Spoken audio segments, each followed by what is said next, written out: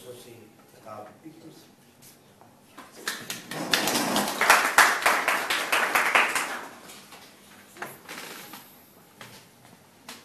جناب صدر سردار اسحاق خان صاحب، واجب الاحترام جناب مجاہد حسین صاحب، ناصر عزیز خان صاحب اور بیٹسمین صاحب، جمیل مقصود صاحب، میرے بہت ہی پیارے دوست اور ساتھی جناب مامو خالد صاحب، شیر افضل صاحب جو ہمارے دانشور بھی ہیں اور شاعر ہیں، شاعری سے ہم ہمیشہ محظوظ ہوتے ہیں، اور میرے ذاتی دوست اور ساتھی جناب عباسی صاحب. سب سے پہلے میں آج کے اس سیمینار کا اہتمام کرنے والے دوستوں بالخصوص جناب اسحاق صاحب کا اور غلام مصطفیٰ صاحب کا اور وہ تمام دوست احباب جنہوں نے اس محفل کو منعقد کیا اور ہمیں ایک دوسرے سے گفتگو کرنے کا موقع فراہم کیا، ان سب کا شکریہ ادا کرتا ہوں. اور آپ دوست احباب کا بھی، مقبول صاحب کا اور یاسر صاحب کا، شہزاد صاحب کا، میرے بہت ہی پرانے دوست اور ساتھی، اور اس جگہ آپ کہہ سکتے ہیں کہ PNT کا پودا لگانے والے میرے مقصود صاحب، بہت ہی پیارے دوست. میں آپ سب دوستوں کا بے انتہا مشکور ہوں.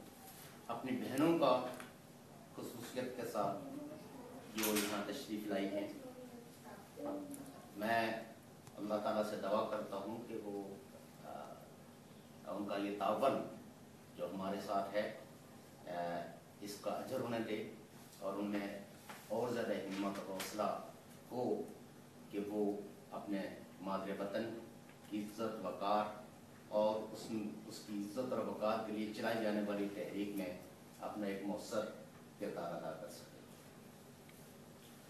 مختلف دوست احباب نے اپنے اپنے انداز سے گفتگو کی ہے. مجاہد صاحب نے ہم سب لوگوں کو ایک اوور ویو دیا ہے پاکستان کی سچویشن کا.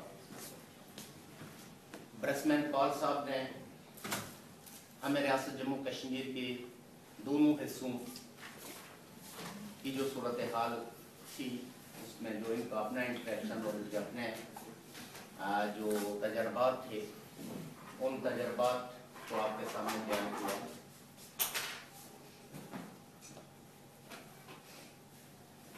ایک بات میں کلیئر کرنا چاہتا ہوں کہ we are not here to bashing any country اور اینی انڈیویجولز اور any group. We are here to discuss our miseries.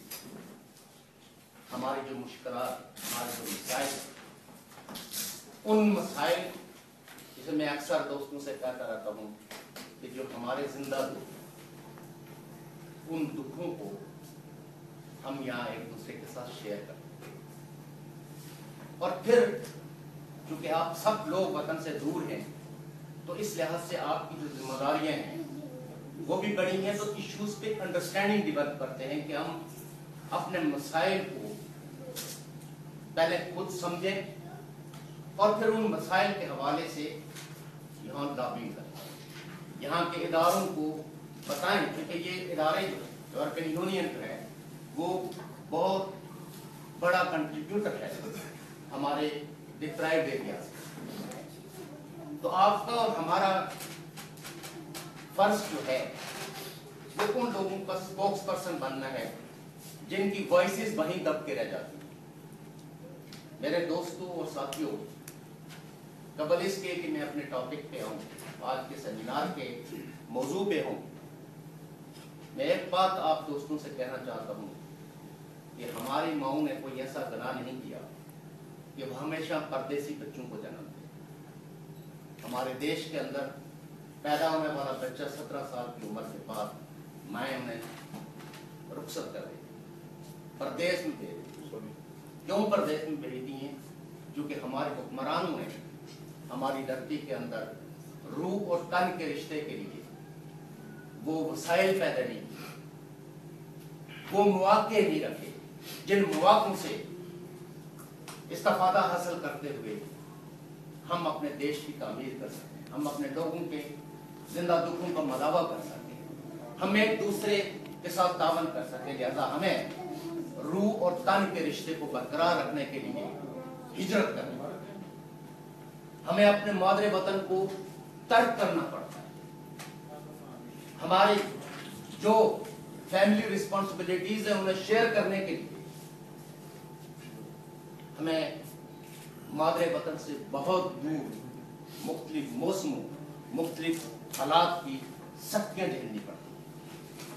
اس لیے میں یہ کہتا ہوں کہ جو غیرت مند لوگ ہیں، جو انسانوں کے دکھوں کا احساس رکھتے ہیں اور جو یہ چاہتے ہیں کہ ہمارے لوگوں کو اپنے ملکوں کے اندر رہنے کے مواقع ملنے چاہیے، ان کے لیے سپیس ہونا چاہیے، انہیں اس صورتحال پہ غور کرنا چاہیے۔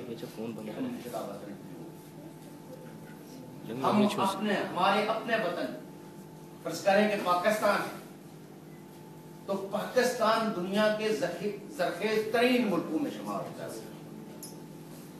پاکستانیوں کو کیوں اس ملک سے ہجرت کرنی پڑتی ہے؟ جس ملک کے اندر خوبصورت زمین ہے، جو زمین کھانا اگلتی ہے، اس دیش کے لوگ اگر بھوک، پیاس اور نم کا شکار ہیں تو یہ کیوں ہیں؟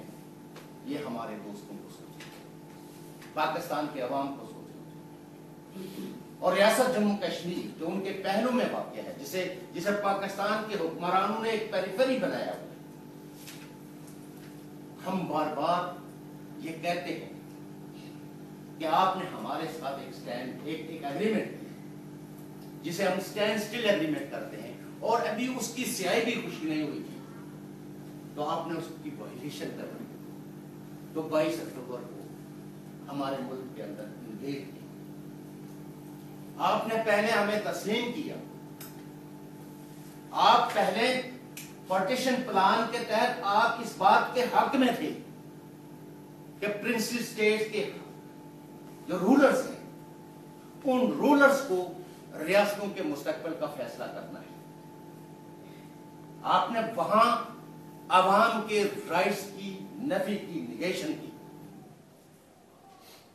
آپ نے ہمارے ساتھ ایگریمنٹ کیا کہ ہم آپ کی بارڈرز تسلیم کرتے ہیں، ہم نے آپ کی بارڈرز، آپ نے ہماری سوورنٹی تسلیم کی، ہم نے آپ کی سوورنٹی تسلیم کی، اور یہ کہا کہ ہمارے جو ماضی کے رشتے تھے ان علاقوں کے نسبت سے پنجاب کے ساتھ، سندھ کے ساتھ جو قدرتی جو تجارت کے راستے تھے، جو رس روڈ ساحل کے جو مواقع تھے، جو تعلقات تھے، وہ جوں کے توں رہیں گے۔ حالات بدلنے سے، نئے ملک بننے سے ان رس روڈ ساحل کے، ان تعلقات پہ کوئی اثر نہیں پڑے۔ آپ نے اسٹینڈ سٹل ایگریمنٹ کی اور پھر اسی کی خلاف ورزی کر کے آپ نے اس انویژن میں الٹیمیٹلی ڈسپیوٹ کرنا، تاریخ سے ناک اور ماتھے پہ ناک چڑھانے سے یا ماتھے پہ شکن ڈالنے سے حقائق نہیں بدلتے۔ اور شاید ہم ان لوگوں میں سے ہیں جنہیں مسلطیں بہت زیادہ آتی تھی۔ ہمارے حکمران بڑے مسلط پسند تھے، انہوں نے بڑی مسلط سے، بڑی انڈائریکٹلی بھی آپ کو سمجھانے کی کوشش کی کہ کشمیریوں پہ اعتماد کیا جانا چاہیے، لیکن کشمیریوں پہ اعتماد نہیں ہوا۔ یہ کشمیریوں کو پتا ہونا چاہیے کہ 1950 میں سردار ابراہیم صاحب کو صدارت کے امیدوار نہیں تھے۔ خود انہوں نے اپنی ہسٹری میں، متاع زندگی میں لکھا ہے کہ رات کو سوتے میں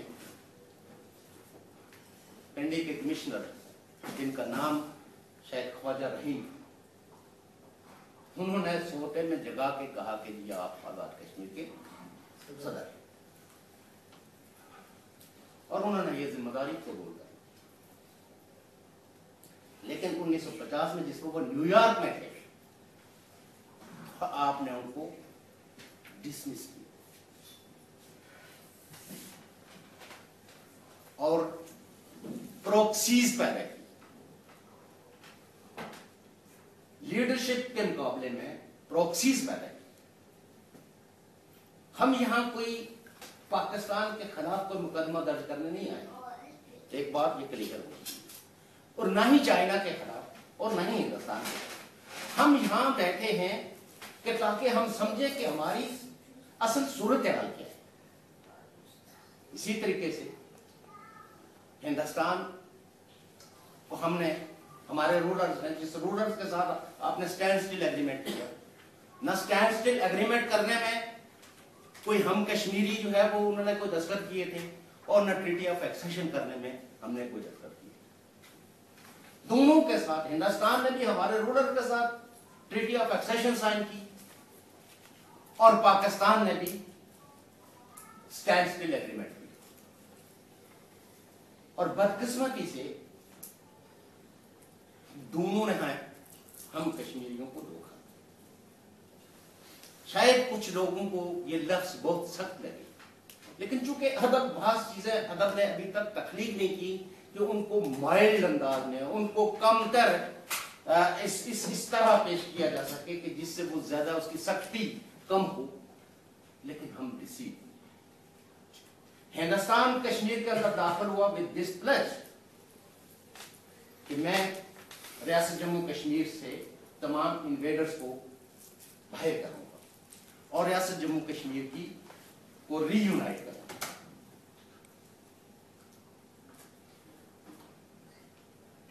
یونائٹڈ نیشنز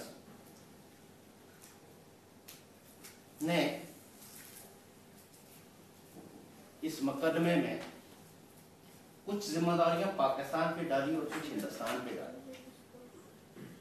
اور ہمارے سادہ لوگ بالخصوص آزاد کشمیر کے لوگ گلگت بلتستان کے لوگ اور پاکستان کے لوگ جو ہمیشہ اخبارات کے ذریعے یا اپنے سیاسی جلسوں اور جلوسوں کے ذریعے ان اقوام متحدہ کی قراردادوں کی امپلیمنٹیشنز کا مطالبہ کرتے ہیں. اور میں بھی بحیثیت پی این پی کے کارکن کے میں کہتا ہوں کہ وہ امپلیمنٹ ہونی چاہیے. لیکن ایک پاکستانی جو ہے وہ اپنے اگنورنس میں اس کو اس بات کا کوئی پتہ نہیں ہے کہ ان قراردادوں میں لکھا ہوا کیا ہے, اس میں پاکستان کی ریسپانسبلٹیز کیا ہے. وہ اپنی اگنورنس میں چونکہ اس کو ایک جملہ پڑھایا گیا ہے کہ ہندوستان نے اقوام متحدہ کی قراردادوں پر عمل درآمد نہیں. ان کو ingredients of the resolution security council UN security council کی ریزولوشن کا کوئی پتہ نہیں. اور جن کو پتہ ہے انہوں نے چپ صاف کی ہوئی. یہ چند ایک دانشور ہیں پاکستان میں, نذیر ناجی ہوئے, نجم سیٹھی ہوئے, مظاہر حسین ہوئے. یہ مرد مظاہر پاکستان ہیں جو اپنے عوام کو یہ بتانے کی کوشش کرتے ہیں کہ ان قراردادوں کی انگریڈینٹس کیا ہے. اور ہم نے کہاں کہاں کشمیریوں کے ساتھ دھوکہ دیا, کشمیریوں کو ڈسیو کیا. اور آج جو کشمیریوں کے دکھ ہیں, درد ہیں, ان کا وطن تقسیم ہے, اس وطن کی تقسیم میں پاکستان کے حکمران طبقے اور سیکورٹی اسٹیبلشمنٹ کا کتنا بڑا عمل رہا ہے.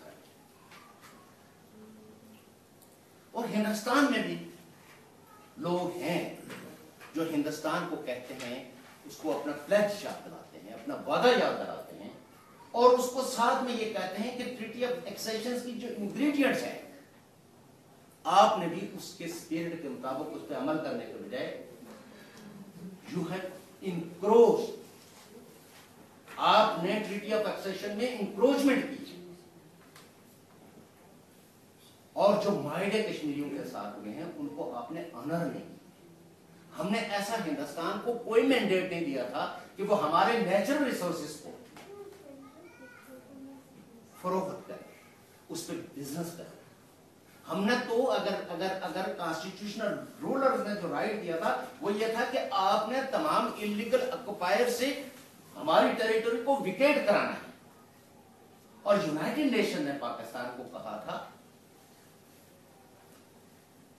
کہ آپ نے you must withdraw your troops and those Pakistanis, those peoples who enter in Kashmir for the purpose of fighting,